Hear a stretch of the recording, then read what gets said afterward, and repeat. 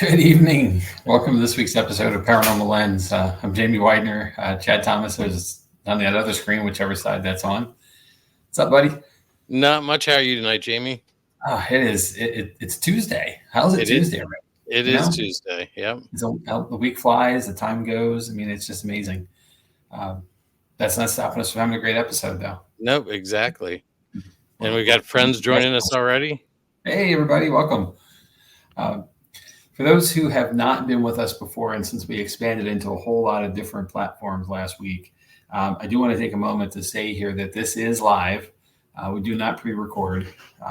We will upload all our first season episodes slowly and steadily along the way as we go. But the first two, I believe, were pre-recorded because we had no idea what the hell we were doing, and we didn't want to fumble. So we do now.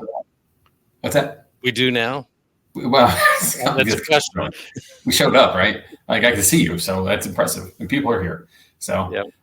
But with that, we are live, and we are our original platform that we still work off of is our Facebook page for Jotnick's Paranormal, which we are members of the team, and our Jotnick's YouTube page. So there is some video here, so I will try to talk around that to explain it for those listening and not watching us. But it is the format we use, so. We're not going to change that, I don't think, anytime soon, because the pictures are pretty sometimes, right? Mm-hmm. Pictures say 1,000,000 words, 1,000 words, 20 words. What's that saying go? The picture's worth 1,000 words. 1,000 words, okay. Yeah, I'm old. I don't remember that one. That's weird. All right. Well, Chad Thomas, you want to get into it? Yeah, let's get into it. All right. So tonight, I'm going to put my old man eyes on. Tonight, we are talking about the Brown Mountain Lights. Chad, what do you know about this? Anything? Absolutely nothing. Good. Perfect. Then I can make up anything I want. You won't know any better. Exactly. The internet does not allow me to do that because everybody can Google everything these days, right? So I came across the Brown Mountain Lights a couple years ago. I don't know. I want to say probably 15, 20 years ago, even by now. It's been a long time. As a phenomenon that I didn't really understand it at the time, and now that I've fully invested in being on a paranormal team and doing this podcast, of course, and all the research we do, it is something where I wish I would have known more because I've been in the area, and when I was in the area, because I could have gone and checked it out myself. So, but not to say we can't do that. Now, it's reasonable. We keep talking about going on road trips, right? Like. We should have some kind of a map, and this could easily be on a trip to North Carolina. It's not too far away from the area that would be like the Northwest. So it's not far from Virginia. It's not far from Tennessee. About 8 hours from where we both sit now in Lancaster County, PA. So, it's a road trip, right? Right. And as many times as you've been running back to the west side of the state this last couple of weeks, I think it's probably like a day trip at this point. Right? Exactly. It could be, yeah. This is where self-driving cars really come in handy. Take that nap. So let's get into it. So the Brown Mountain is in Burke County, North Carolina. As I mentioned, it's in the northwestern corner. It is a mountain that's characterized by its rugged relief, and it's an unassuming ridge in the foothills of the Appalachians. It is also the site of a phenomenon that's been documented since at least the beginning of the 20th century, which is called the Brown Mountain Lights or the Brown Mountain Ghost Lights. You can find it either way. Like other examples of ghost lights, the illuminations at Brown Mountain appear and disappear sporadically and seemingly without cause. So, kind of interesting, right? So here's where we are, and I'm showing a map here of the area that the Brown Mountain is in. Up to the left corner, you're going to see Johnson City and Kingsport. That is Tennessee, not too far, an hour and a half, 2 hours away. Asheville, is about 90 miles, 70 miles to the southwest. And if you go about an hour and 15, hour and 20 due east, you run into Winston-Salem in the Triangle area. And Charlotte's a good hour and a half to the southeast. So, it's tucked up in there, and it is definitely the Appalachians. So there is, it's full mountains. It is rugged country. Of course, we've populated this area quite a lot through the years, but it is still it's in the Blue Ridge Parkway as well. So it is a lot of state parks, a lot of so wild mountain land out there.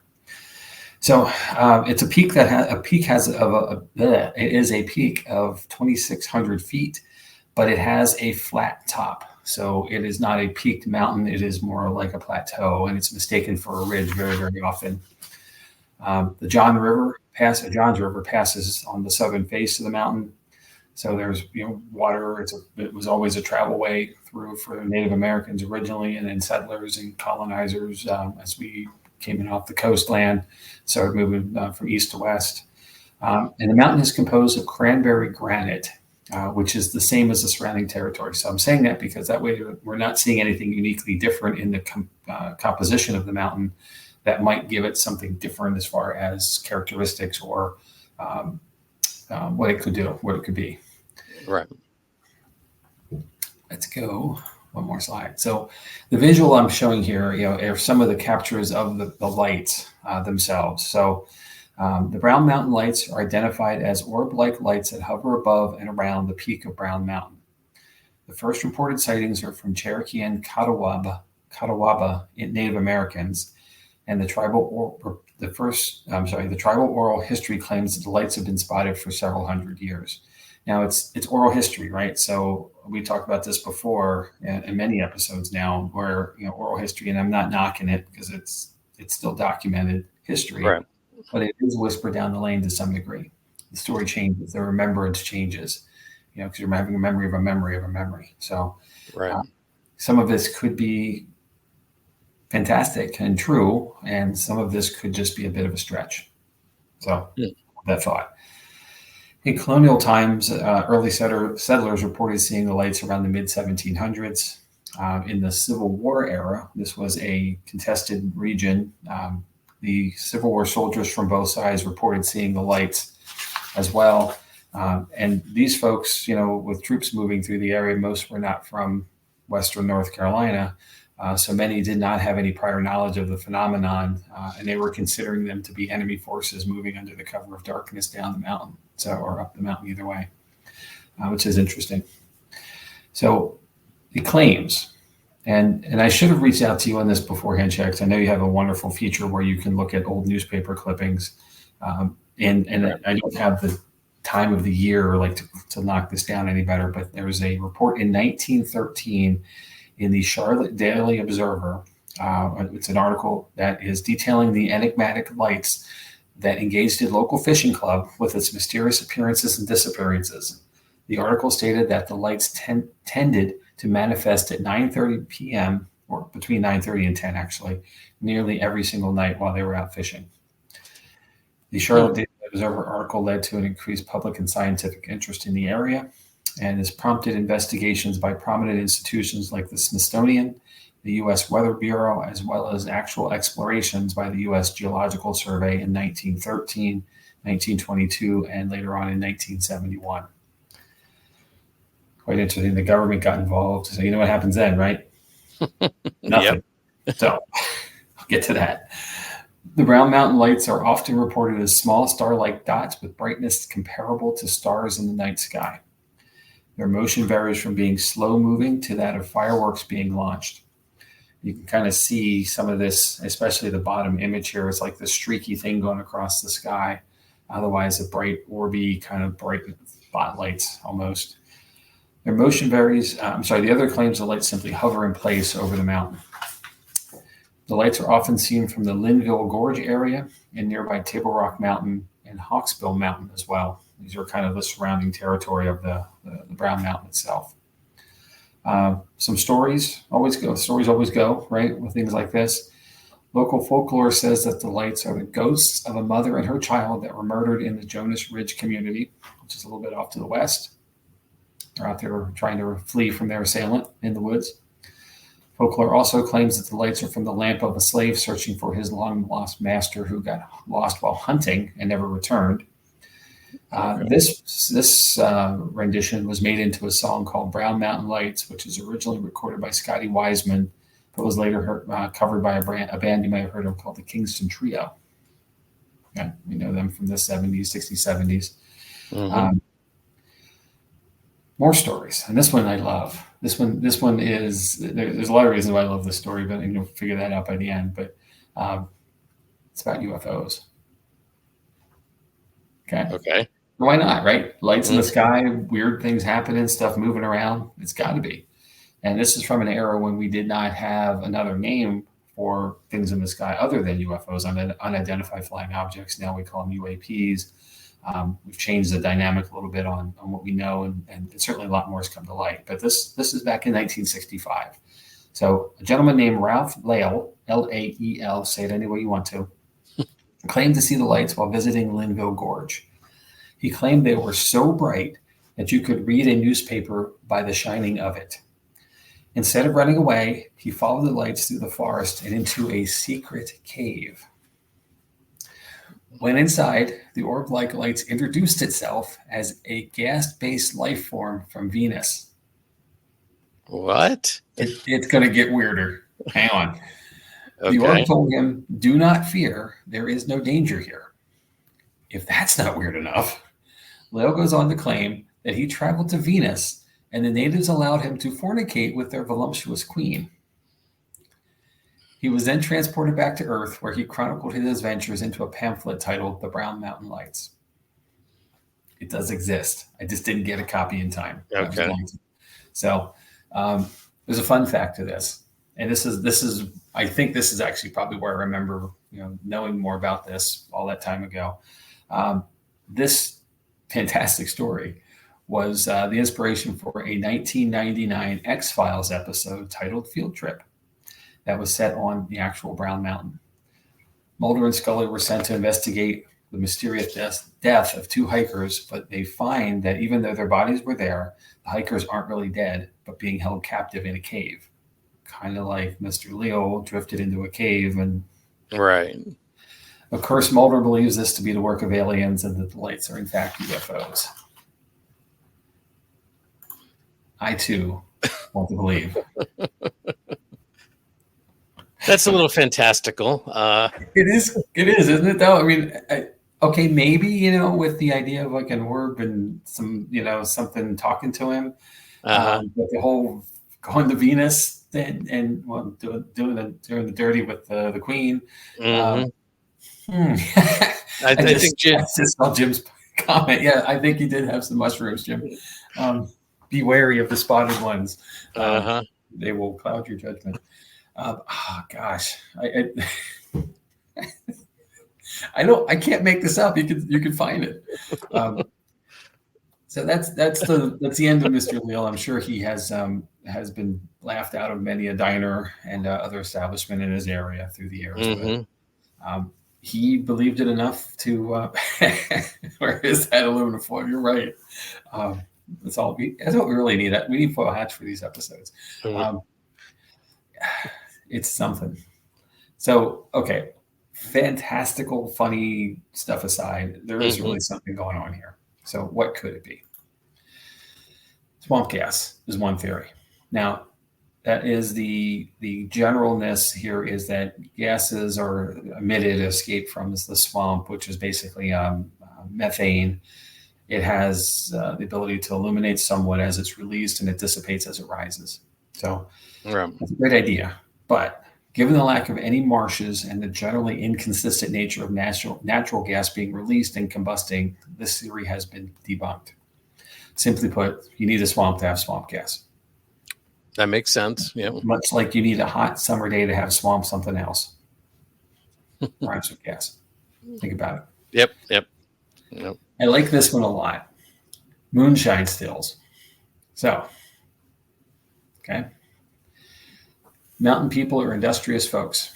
They like to figure out how to make stuff. They make things like moonshine, which really doesn't need a whole lot of this. Some simple equipment and some general raw materials can be made readily and easily, but it's also highly illegal.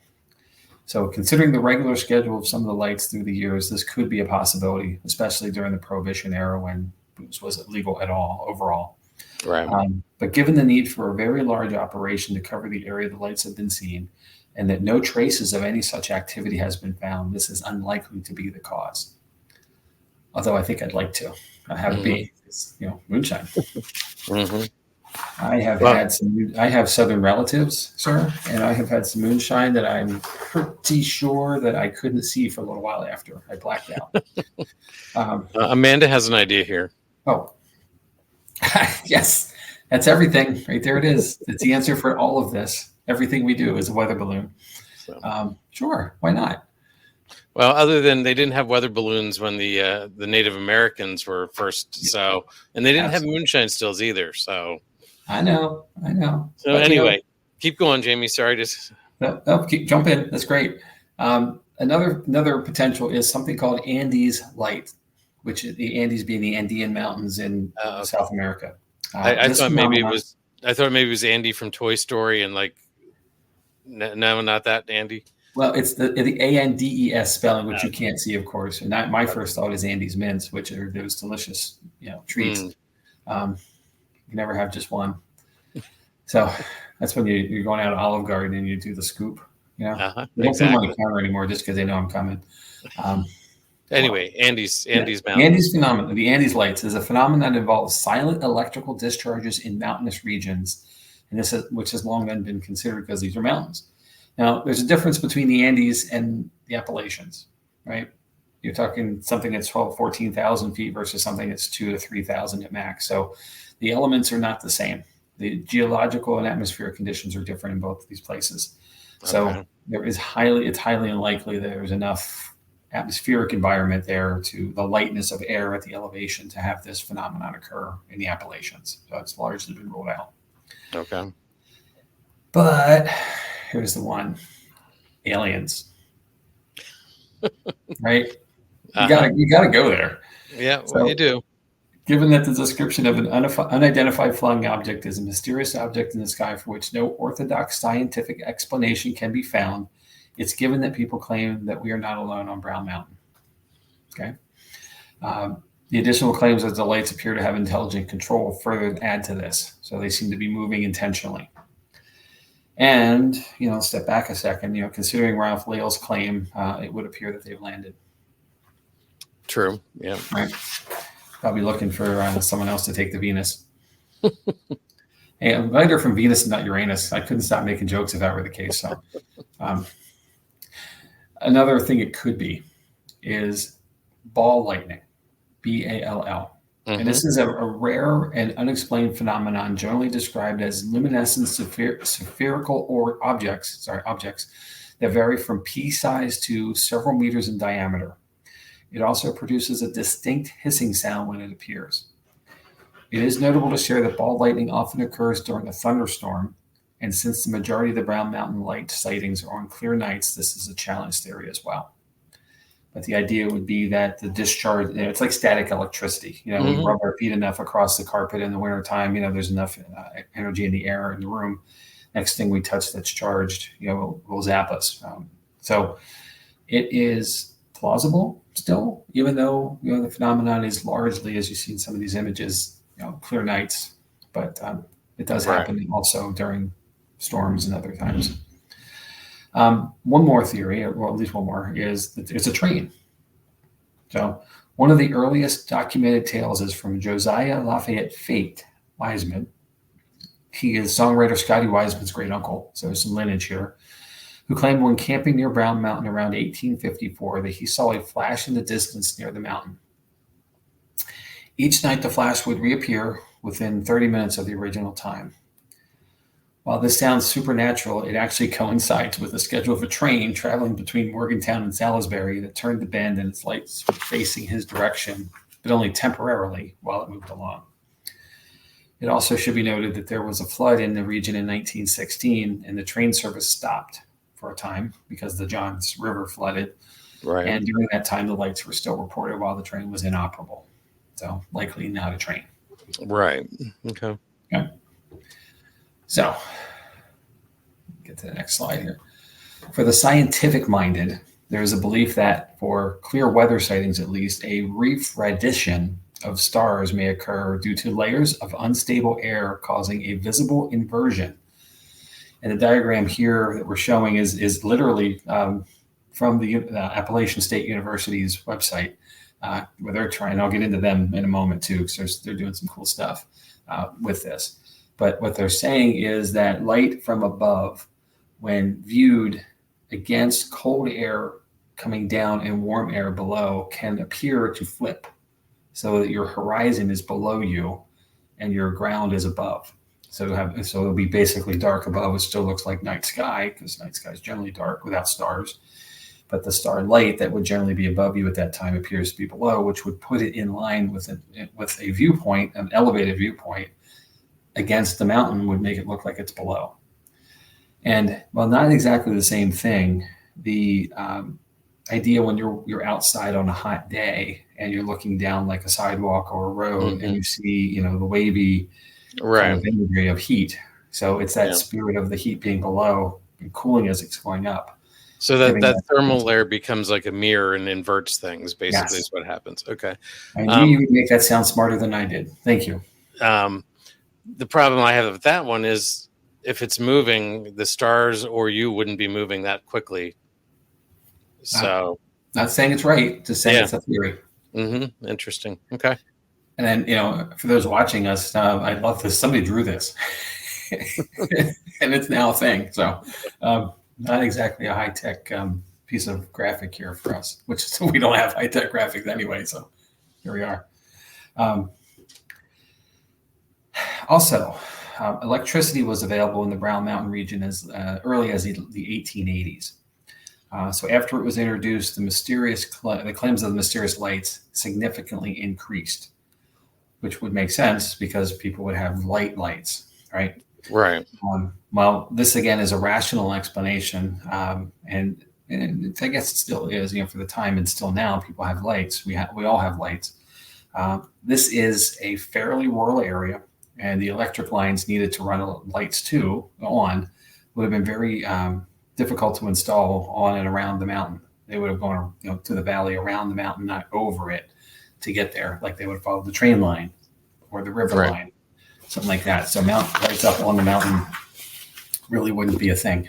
And also should be noted that the U.S. Geological Survey that was conducted in 1922 attributed, or maybe better said, dismissed the lights to locomotive and car lights, as well as campfires and people sleeping out on the mountain. So they basically said, nah, it's nothing, which means it's something, right? When the government says no. Right. If they're discounting certain things, that means, interesting. Yeah. I'm going to be clear to say I'm not a conspiracy theorist. I'm really not. I think there's always a rational explanation for something, but we've seen too much. And we, as far as claims of things against, and now are things that are coming forward, like UFOs. All of a sudden now we have a dump of information that shows that this has been going on for quite a while. We have record of it. So it just leads to that moment. So, like things that make you go, So, all right. So speaking of investigations, I mentioned Appalachian State's been investigating here with the graphic I'm showing you now, and I'll get to a little bit more. They have created a university research council to explore the Brown Mountain Lights. It's been in play for many, many years now. The council includes scientists, astronomers, geologists, professional photographers, and outdoor recreation specialists. They do research trips to the key viewing sites, but the actual sightings that occur for them are very, very, very rare. In addition to going to field visits, they have established research centers around the visibility of the light sources, including flashlights, car lights, campfires, and planes taking off and landing at nearby Morganton Lenoir Airport that correspond with locally reported sighting locations. So when people are out somewhere, they say, I saw the lights. I saw the light. They document the location the person was at, and then they go out and they try and physically test how it could have been seen.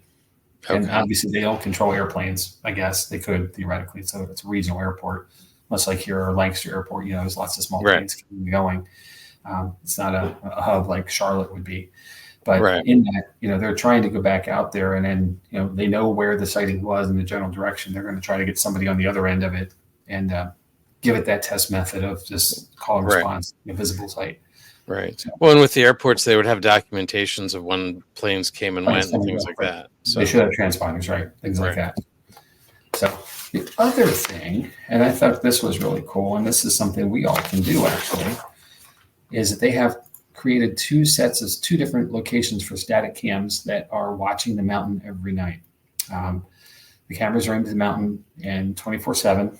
Two cameras are directed, and they can be viewed by the general public via the following links, which I'll throw into the comments a little later. But the camera one, which is this one, runs nightly at or near dusk until dawn and is aimed directly at Brown Mountain. Camera 2 runs from midnight until 5 a.m., and that is only due because it has fees associated to the satellite internet connection it has, and they can't afford to run it all night. And it's aimed at the Linville Gorge area, which you've heard earlier is one of the sighting locations. So it's aimed at a place where there's been a lot of reported sightings through the millennia here. So while there are numerous personal sightings reported, it should be noted that little to no activity has been captured to date by these cameras. Maybe they're in the wrong place, and it's really a true story to say that things that are not on demand, right? We say that all the time. So perhaps tonight will be the night. So I'm going to throw this comment up. So Todd wanted to know if any information, if sightings were prevalent during one time of the year versus another. Yep. I will get there in a moment, sir. Okay. One step ahead, maybe two steps ahead. And Bert said they need to set up a webcam. Yeah, I know, right? It'd be great if they could do that. I think, here's a screenshot, obviously, of it, and it's there. Right. I love how they're giving you, some general idea of what you're looking at, because it's, again, what we're seeing on this side is a rural area, but as you look at the other side of the mountain, there's definitely populace over there. Right. Where Hickory is, Lenore, the town where the airport is. There's definitely a lot of light out that way, and I can speak to this from my own experience living in the Southwest. When I lived in Phoenix, and I lived near South Mountain, which is the southeast side of city.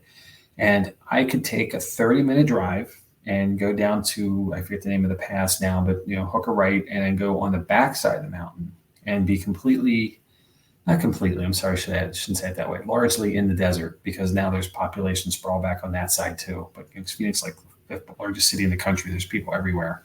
Right. There is so much light pollution on the city side of South Mountain in the basin but when you go on the other side of the mountain, you lose a lot of it, and you see, the stars are just so much brighter.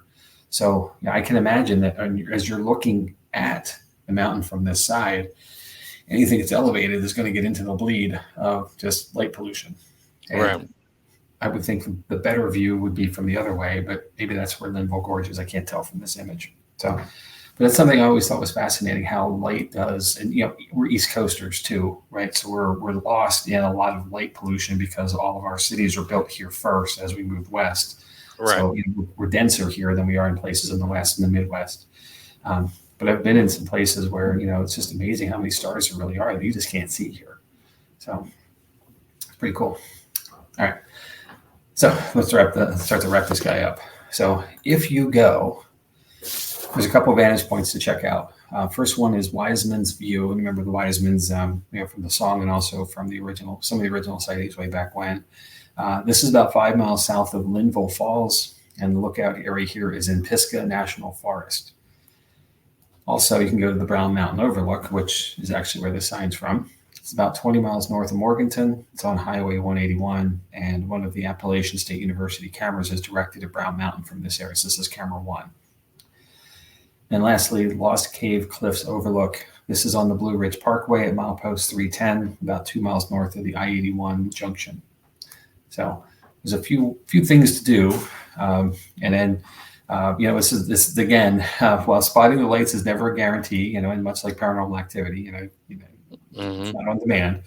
Your best chance to see them would be on clear, dry nights in either October or November. I'm talking to you on this one, Todd, and especially after the leaves have dropped from the trees. And to be fair, the lights are also been spotted on moonless nights too. So if it's cloudy, it's not going to necessarily be a detriment. It might actually help with some of the elements there. But again, it goes to why is it October, November, and not February and March? Other than it being spooky season, I think that's cool. Right. So to put a pretty bow on all of this, Given the folklore, repeated sightings, and growing belief that we may not be alone in the universe, the Brown Mountain Lights are a fascinating phenomenon to me. Having grown up in the area of Project Blue Book and Area 51 and the lack of scientific reasoning for the occurrences, I definitely agree with FBI Special Agent Fox Mulder, and I too want to believe. But I really like some proof too. So, Appalachian State, bring it home, baby. So let's talk about this, right? And what do you think, first of all, Chad? Plausible. I mean, that's what we're here for, right? Is it paranormal or not? That's our question. The yes, no, maybe. I mean, obviously, things that go back before the European settlers, if we have the hand down through history, verbal history of things, so that sort of knocks out a lot of the electrical train. Like, if it happened before all that stuff was here, then something's there. Something happened.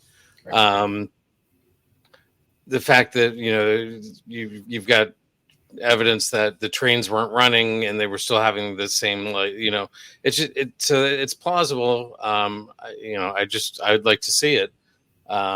But doing some quick searches, there's in 2016 there's some video of it captured. So I can't watch it while we're doing the show, but I'm going to dig into it and see what's out there. And like Todd said, here's a new way to kill some time if you late at night. This is perfect for the insomniac, right? The paranormal insomniac. If you're not going out investigating, you might as well do this. I love the idea though of the steady cams. Like the static cams being set up, right? And it's much like a security camera at your house, right? We all have Ring cameras or whatnots these days. It's easy to do, and you don't know what you're going to catch, and more times than not, it's the neighborhood cat walking through your yard, or whatever. But when it's the burglar, you're glad you have it. So having this is that same thing to me. It's probably going to be catching a lot of just bugs flying by, orbs. My bad. But I wish Dave was here. With that, the one time that you do catch the actual element happening, it's going to be amazing. So. So Jenny has a comment here. Quartz plus magnetite and a cool enough night would definitely explain the lights from my physicist's brain. The electrical charges would definitely look like lights. There we are. So, and the idea that they are not huge balls of light, as far as just like massive things, that would make a lot of sense too for like a discharge. And I think that makes sense. It really does. Thanks, Jeannie. Appreciate that. So, I mean, like I said, I think there's something there. It's, let's see if we can document more of it. And yep. So, and it's only 8 hours, 7 hours and 51 minutes. Google Maps. So I'm sure we can make it in 7. Yeah, maybe. It's a side trip on the way down to next time we get down to see Steve Dills. So hope you're here soon for the bash. Actually, it's a side trip. Yeah, Jenny, I agree. Not that the mystery isn't more fun. I agree. Sure. So. Well, we all love a good story, right? I mean, that's the thing about all of this, and when we have things that go back hundreds of years, it wouldn't last if it wasn't a good story. Right. It's worth telling, and it excites and it intrigues and it scares, and we all like that, something to hook on.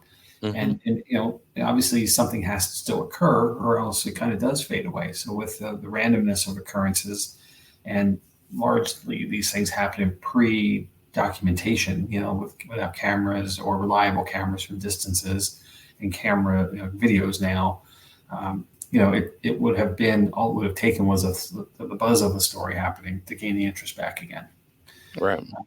I would love to get to the area sometime just to talk about the locals, what they think of it, because there are plenty of tales of people, and around here, it's frowned upon to go into like state parks and stuff after dark, right? Because Right. usually it's some nefarious activity, or something illegal. Or there, people roll out into the woods, and there is still wildlife out there. There are still risks. There are drop offs and these overlooks, things like that. Even though they have safety rails and stuff, people still do stupid stuff, given the Well, opportunity. well, an interesting thing about some of the state parks away from this area, they don't have safety rails. Like when I went out to Alex, and I went out to Illinois and saw one of the like inland seas that had been there. That's now a state park. There are drop offs that are wide open, and there's signs warning that steep drop offs. Stay back. So All right. Well, I can speak to driving down many back roads of Virginia. Coming around hairpin turns, and the guardrail is actually below the road. uh-huh. What are we doing here? Is it going to catch my tailpipe as I go over? Hook me? It's just many a road out in the Lynchburg area. Oh my gosh. Mm-hmm. Yeah. An old territory in a past life. Yeah. So the good news is, you can only do like 20 on the road anyway, because it's so windy and steep, but still the guardrails are below the road grade. Okay. So yeah, what do you guys think? Put a comment in, let us know. Even if if you're listening to the recording down the road, drop us a comment and just give us your feedback. What do you think? So I'm going to say I want to believe this. I really do, but I'm challenged to think that it is something other than a scientific reasoning to the activity. It's fun and fantastic to believe that UFOs or something of the spirit, UAPs, whatever we're going to call them now, they're there. And, Mr. Leal's story is, wow. That one, I don't know that I can get behind that one, Jamie. I can't either. But, in the sense of it, it is one of those things that draw people's attention, right? Mm-hmm.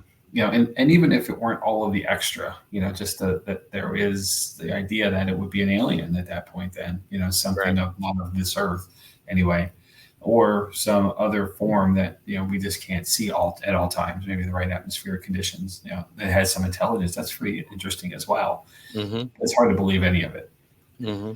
But it is still one of those things. Once that happened, and it drew more interest, and that next thing happened, it drew more interest or kept people interested. The fishing club that was documented in their story back in 1913 to the Charlotte Observer, that drew all kinds of, that drew the government in. Right. It just caught fire, and this is without things going virtual as they are now, or viral as they are now. So Amanda says, I feel like there has to be an explanation for something like this. I just feel like the aliens wouldn't be so obvious, but who knows? I'm open-minded. So yeah, you would think aliens would be way cooler than this, right? They've been around long enough. They know what to do. Blended in. It's a good point. Yeah. Well, so that is my story, and I'm sticking to it. Okay. So, thanks for indulging me on the Brown Mountain Lights. It was fun. This was a lot of fun to research, actually. Mm-hmm. Well, Jamie, thank you for doing the research. Like I said, I didn't know anything about this going into it. Even when I was trying to put together the thing, I didn't want to find out too much information. That's the worst part about trying to put the promo together, to get to get some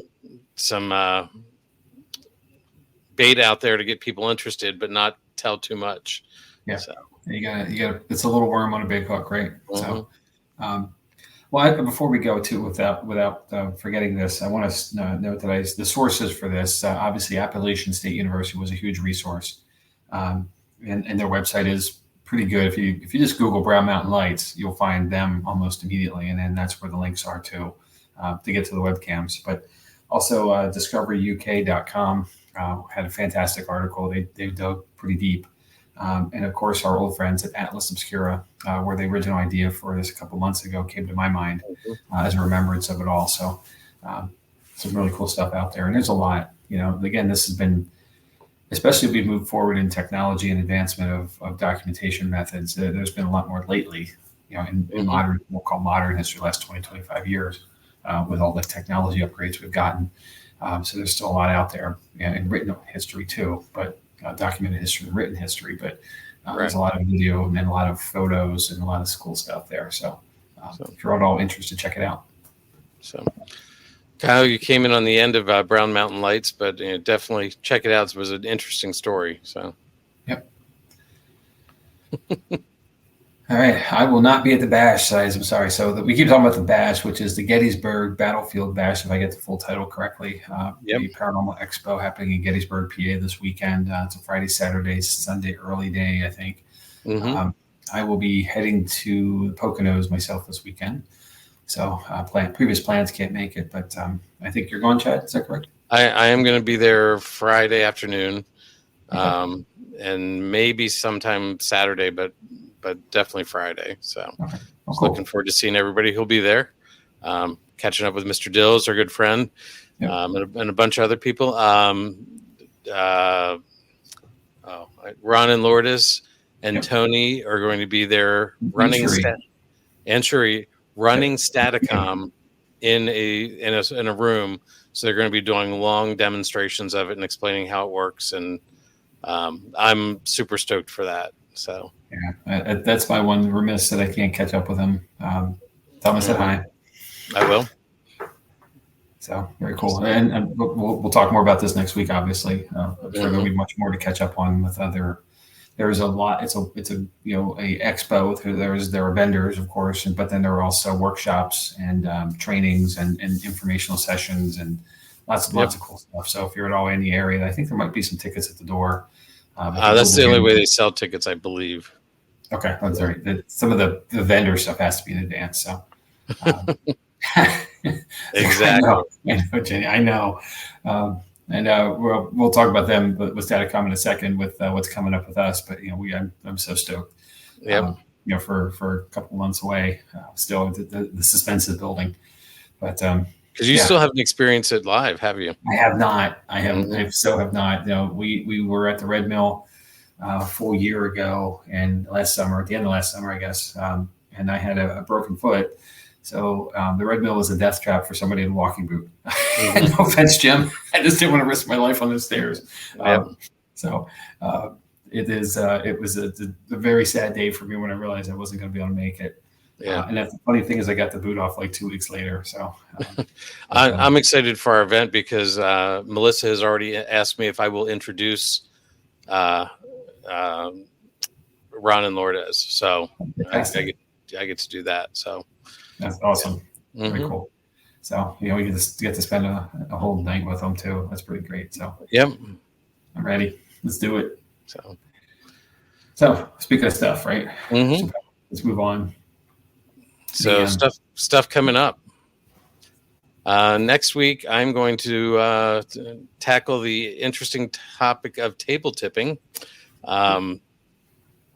I got interested in this a couple years ago, actually at the Bash. I sat down for a session, a group session with Stephanie Burke, and went back last year. She'll be there again this year. I'm hoping to catch up with her and talk to her and find out a little bit about where she learned things, get some more information from somebody who does it, and then give you history and things like that. I'm going to butcher this. Hoya Bachi Forest. Close. Bacchio. Jamie will be doing that August 6th. Laurel Hill Cemetery in Philadelphia is the one that I'm going to tackle August 13th. That was by request. That goes by several different names, but when I started looking it up, that's the official name. Then Tulpa. Jamie will be doing that. Folklore of Ireland, the Puka, and Haunted Pauli's Island are what we've got scheduled right now. So we've got some interesting episodes coming up. So we've got that. And you want to talk about this one, Jamie? Because I know you're super stoked. Yeah. So we, if you've been with us for a while, we were talking about events we had coming up at the brewery. Boo's Brewery, our home base, where we do public paranormal investigations, and we only had dates up through September 7th. So we finally got past all of the, and it wasn't really a whole lot of hurdling on either end. It was just a matter of getting the right person to do the right thing at the right time to get everything uploaded. But the new dates are now up, and this is the one that we were both bursting over. So on October 19th, we have a special event where we are bringing in Daryl Marston from A&E's Ghost Hunters and Ron Lourdes with Staticom. And we have a public event, it's a ticketed event, of course. And coming in, you will get to investigate with Daryl, with Staticom, with our team, Jotnick's Paranormal, at Historic Boobies Brewery in Mountjoy, Pennsylvania. So tickets are available. The link is up and running. It's at boobiesbrewery.com. We've sold some tickets already, so they're starting to go. And this, I think, has a cap, and I don't know what that head count cap is yet, but I'll get that for you soon for another episode. But with that, we're going to get to a point where eventually we're not going to have any more seats. So if you're at all interested, you're able to get to our area. There is lots of lodging in the area. Boobies actually has a bed and breakfast concept inside the hotel building that we're in, as well as an Airbnb across the street. So if you Google them and go to their website, whatnot, you'll see the lodging options there. It's a building that's on the National Historic Registry, so it's a forever old place, and it's got a lot of great history, and that's why we're there to investigate the Boobie family. And if you're going to Google it, I say this all the time, Bubes, not the other spelling, because you will not get the same thing. And definitely not. So depending on your permissions, you might not be able to see much anyway. So I believe Todd and Carmela are going to be coming into that event, and there are 28 tickets left right now. 28. So yep, we're getting there. Oh man, Todd and Carmela, Chad and Jamie, all in the same place at the same time. Shenanigans and fun are about to occur. Fantastic. Looking forward to it. Yep. So that ties into the other events that we have coming as well. So let's get there. I clicked and you clicked. Right? Yep. You can't double click or triple click or double click, whatever it is. Yep.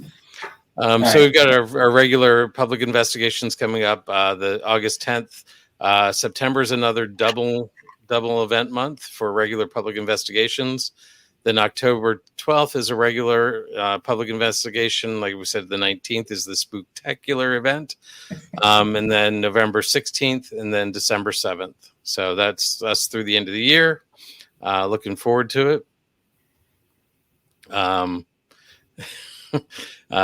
Heather will be there and definitely wants to be part of the shenanigans. The Shenanigans is your middle name, I know. So yes, of course. So we've got that going on. And then we're going to put our social media up, Jamie. There's something new on here. See if you can spot it. Ooh, I see. What's this Facebook thing? No, that's not new. That's not. That's the Facebook. I'm sorry. That's why I was wrong. I see Spotify. Look at that. Well, and I see an email address. Exactly. We've got two new address? Holy crap. We do have an email address now. That's paranormallenspodcast@gmail.com. Spotify, there's a web link, but if you go on Spotify or Spotify for podcasters or Apple Music or Audible and search for Paranormal Lens, you will find us. Right there. So we're getting there. Yep. And this is my shameless plug moment. So if you find us via the traditional, podcast sites, leave us a review if you can. If not, leave us some stars. The more the merrier. We like 5. We're not greedy. If there's 6, we won't ask for them. But the reason for it is that we can get some feedback and see how we're doing. We're trying to bring you great content every week. We're trying to bring you something fun and interesting every week. We are imperfectly happy with the way we do things, but we can certainly strive to get better, and we do. Exactly. One thing I thought I would never ever do when we started this out, and I'm sitting in front of a laptop. Chad's got a monster wall of monitors, and he's official. He's like he's in his tech dungeon, kind of thing. I actually got myself a microphone. So it was like, I listened to last week's episode and realized my audio at least was So hopefully we can start to upgrade some equipment, start to listen to things a little better, a little cleaner, a little crisper. And the bonus of listening to this podcast is you don't have to see us, because we're just dudes. But if you're connecting with us, we'd love to hear about it. We'd love to know you're out there. We'd love to know that makes a difference what you're catching from us. It's something that enlightened you at least a little bit, maybe amused you a bit more too. Let us know. And you have our email there. Just shoot us an email off and say, hey, if you have a topic, I want you guys to do this, or you've got a story of your own that we can explore, that's certainly really cool, and we'd love to do so. Yeah, if you have a story and want to explore, want us to dig into it, we would be happy to have you on the air and talk about it and stuff. Jamie, I'm glad your microphone's clear now, because we had somebody from Italy listening, and they're so far away. It's got to be clear audio. I have to talk louder. Yeah. No. So that's the other interesting thing. We can see the demographics of where people are and stuff like that. So that's sort of cool. This is truly the World Wide Web now. That's amazing. Mm-hmm. That's awesome. Thanks for joining us. That's really cool. So, bonjour. That's all I got. Bonjour, isn't it? That's all I got, man. She even said that. I feel like a fool. So, all right. Okay, then. So on that note, yeah. The end of another one, sir. Mm-hmm. Season 2 is on a roll. Let's keep it going. Yeah. And I'll be up next week. Jamie, have a great trip. I know you're getting away for a couple days. Yep. I know you and the family and the dog are going, so have fun. We're going to go find some woods and disappear for a little while. Yeah, it's a little decompressive weekend. So good. Yeah, thank you. And same to you. Enjoy the bash. I know you're doing some family stuff as well in the mix of that. So same thing. Safe travels back and forth. Tell everybody I said hi, and I'll catch them next year. Okay, sounds good. Somewhere in between, I'm sure, but we're all learning each other. But so really cool. So, all right. Well, on that note, again, thank you to everybody, and we will see you next week. Yeah. Until then, have a great week, all. All right. Good night.